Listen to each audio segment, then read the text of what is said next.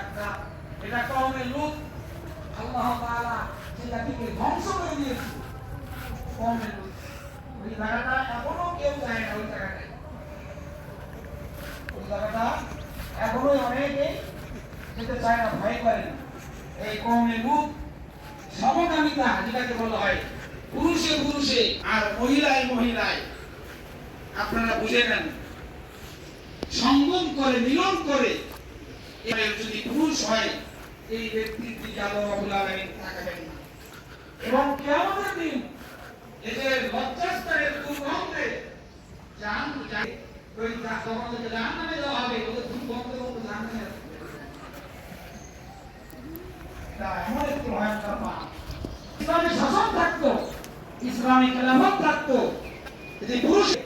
এই পাপে লিপ্ত হয় তার গর্দান উড়িয়ে ফেলতে হবে আর মাথাকে দ্বিখণ্ডিত করে দিতে হবে দুনিয়ার জমিন থেকে তাকে বিদায় করে দিতে হবে ছুঁড়ে চড়াতে হবে আবার যদি একজন বিবাহিত পুরুষ যদি মহিলার সাথে জেনায় লিপ্ত হয় তাহলে তাকেও হত্যা যদি অবিবাহিত হয় তাহলে 100 বেতার আঘাত করে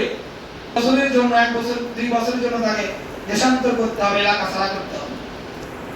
তো প্রিয় ভাইরা